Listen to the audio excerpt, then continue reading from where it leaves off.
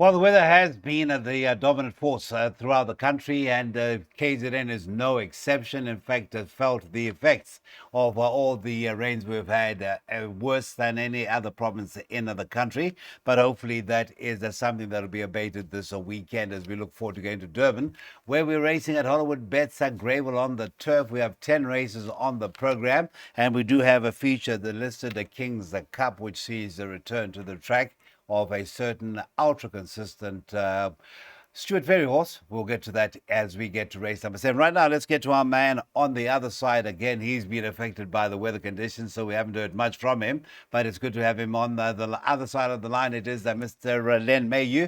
Len, a very good morning to you. Good morning, Cecil, and good to be back. Now, give us good news. Starved of KZN racing in the last week. But give us the good news. Weather-wise, are we looking at possibly a dry day or dry weekend? Unless the weather gods play some tricks on us, Cecil, it looks like it's going to be a sunny day on Sunday. So all looking good. All right, let's get straight into the Bipot, which will be our first exotic off at the afternoon. And let's get you strutting your stuff here. Progress plate is where we start off. And we've got the 6 Shoot to the Rapids, last seen on the Grow Cup day when running a cracker and nearly getting the spoils from Master Redoute. And that was beaten by 0.20 lengths. Now, as far as the form goes, without saying, I mean, it wasn't the Lonsdale, beaten by 5.5 lengths. And then, of course, you've got the feature on the 15th, beaten by 3 lengths, just over 3 lengths by Future Pearl. And then you had the Gold Vase, less than half a length to stable companion Madison Valley, who came and ran a cracker year in the Summer Cup. And then that second. Now, my only worry, Len, I think we saw this the last time we chatted with that Platinum horse, the Andre Nel horse, may need the run last seen on the Gold Cup day. Cecil, you've said it all. He hasn't raced since finishing his close second in last year's Gold Cup behind Master Redoute. He has been gelded during the time off, and if he's anywhere near peak fitness, he looks very hard to oppose in this field. I mean, he's head and shoulders above this lot. He's also got the added services of jockey Gavin Larina, and although he would be better over a little bit more ground, his class should pull him through. So I think very hard to beat.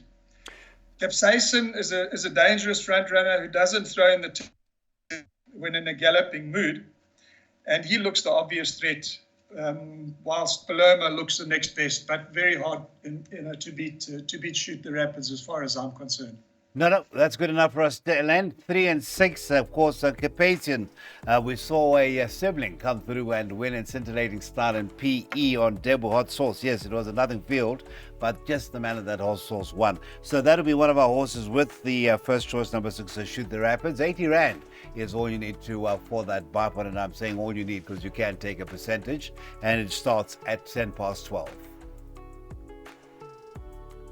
Child Welfare chats with Maiden Plate is race number 3, the first leg of the PA, and that gets underway at 1:45. Now, looking at the favourite, a recent relocatee to the Alison Wright stable, and certainly comes in with some solid credentials. Last run seen running behind a certain Jesus Belai from the Paul Matchett stable, and Jesus Belai, the next 2 runs, post-maiden, have been behind a certain Immediate Edge, including a 4th, albeit just under 9 lengths behind Immediate Edge in the Derby trial. But certainly Jesus Belai proving to be a good stayer.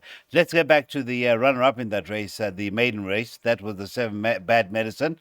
Priced up short, I think the forecast betting I saw was at around evens. And then thereafter that, you've got the 3 Silver Platter at 4-1, just slightly short of the 5 Kazi, and that is at 7-2. Now, Len, I did have a sneak preview of your selections, but I will leave the floor to you.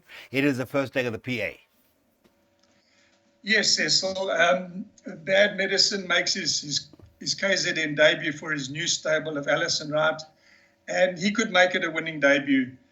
His last 2 runs have been extremely good, actually, because both Poplar Park in his penultimate run has come out and won since. So the form is very strong for a maiden field, and I think he'll get it right on Sunday. If there's dangers, they look to be the 5, Kazi, who's improving with racing, and Silver Platter, who's been runner-up in his last 2. But I do expect Bad Medicine to win. Confident selection there. That is the 7 Bad Medicine, one of 3 bankers on the in the PA selection on the card at Hollywood Bets. Grable, we've got banker 1 in leg 4. That would be race number 6, and that 1 as we look at the total 300 Rand. That is a field marshal, and then of course no prizes for guessing. Your banker in race number 7, leg 5, and that is a Gladiatorian in our top line of the listed Kings Cup in race 7.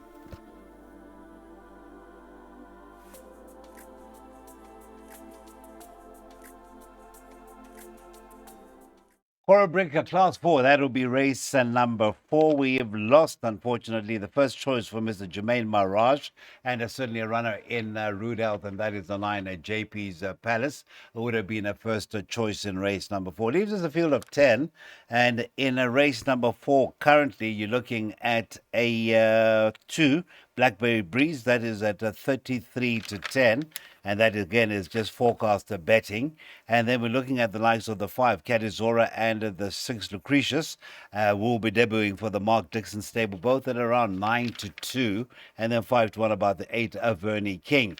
All right, sir, it is race number 4, the first leg of the pick 6. We've lost the 9. Leaves us a field of 10. The betting about right for you, Len? Yes, Cecil. JP's Palace would have taken quite a bit of beating here. So it throws it a little bit open. But I'm going to stick with the top 4 in the betting. Vernie King is steadily regaining his best form, and I think he'll give a good account of himself. Along with Blaze, who was just in need of his last run, and there shouldn't be a lot between them. Then you've got Lucretius, who should also be included in Perms, albeit his best form does seem to be on the poly track. And then, of course, you can't ignore the visiting horse, Cadizora from the Mark de Kock stable.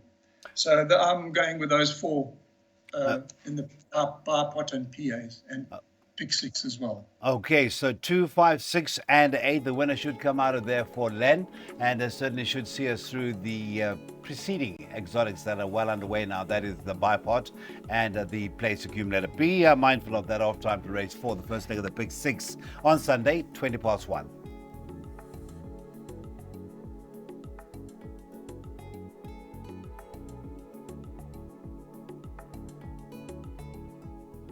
All right, Trappy, I think would be an appropriate word for race number 5. It is a Unistar Inks D Stakes.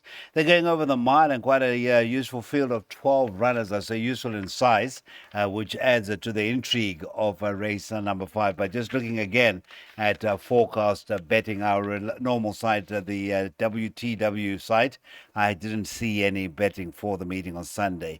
The 10 Pongola is a weak favorite at 9 to 2, I think, which, in fact, I beg your pardon, Future Saint, the 6 from the Teeny Prince Louis stable, is your favorite. Kabira Masinyane retains the ride at around a 3 to 1, 9 to 2 about the 10 Pongola. And then you're looking at around a 13 to 2 about the 4 Bally Magic or Bally Magic, 7 to 1 about the 2 Animal Impact. Race number 5, Len. It's off at 5 to 2. That is the first leg of the first jackpot. The second jackpot, just a reminder, starts in race number 7. For those who are just joining us, we're into a preview for a 10-race program at Hollywood Bets Grable. Yes, Cecil, this is not a very inspiring field that lines up here. And my advice is to load up as much as possible. The 6 was Future Saint, could have the best credentials, but having only won once in 18 runs shows that he's got limitations. The number 9, Barcy Rockford, runs good races at times, and especially at Greyville.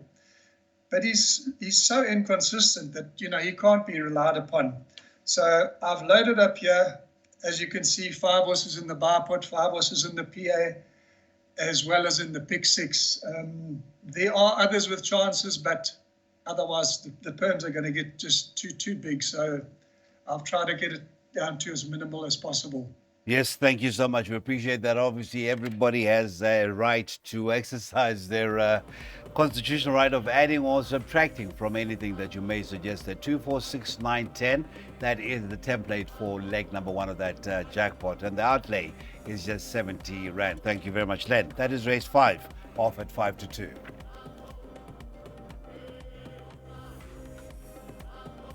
All right, we step back up to a B stakes over the 1600 is race number 6. And race 6 has a favorite once again in the colors of Mr. Sid Moodley. Frank Robinson and Gavin Arena team up with the field of Marshall, who's at around 28 to 10. Market rivals would appear to be the likes of the 5 Kitchikal and the 7 I Salute You.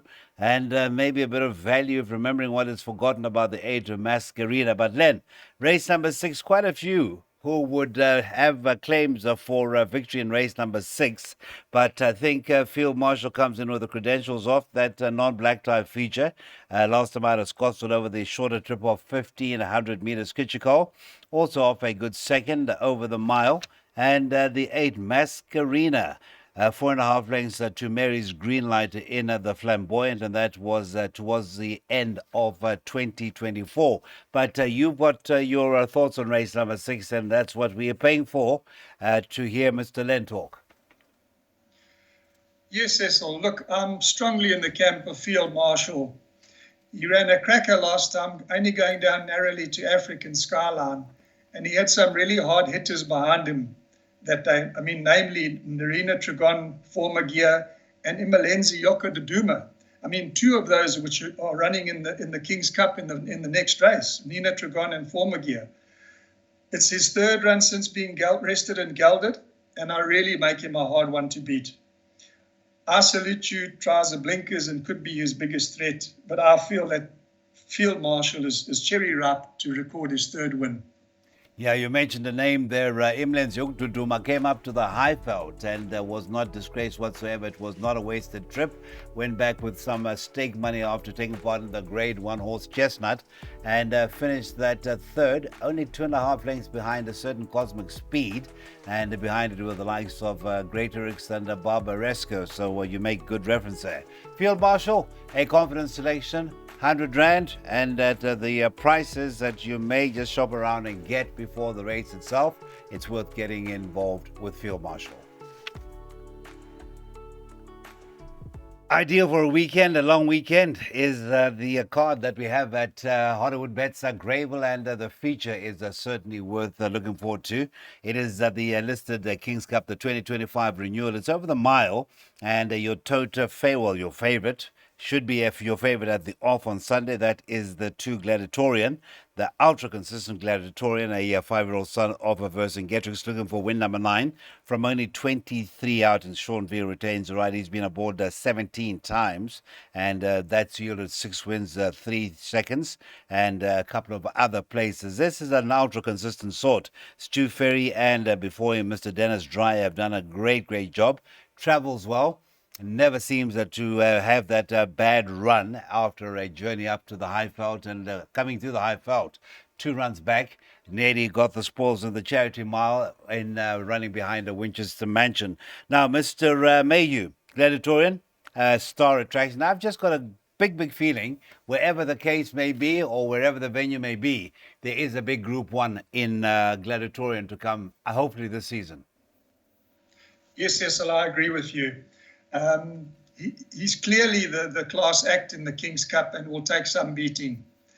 But I won Winter Games is ready to take on some of these big guns.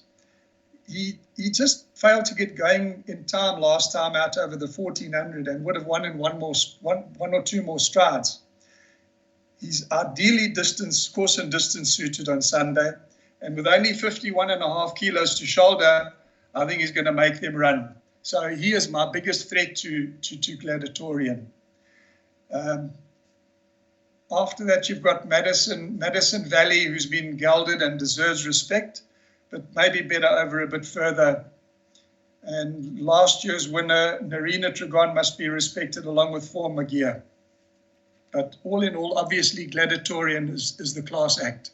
Okay, Gladiatorian, a clear first choice. If there is to be a danger, it is the postage stamp to number one, Winter Games, rather. Just that 51.5 kgs on its back with Matthew Thackeray. Once again aboard for the Mike Miller stable. That'll be Jackpot 2's commencement, and that is at 3:05. That's our top line of the listed King's Cup over the mile.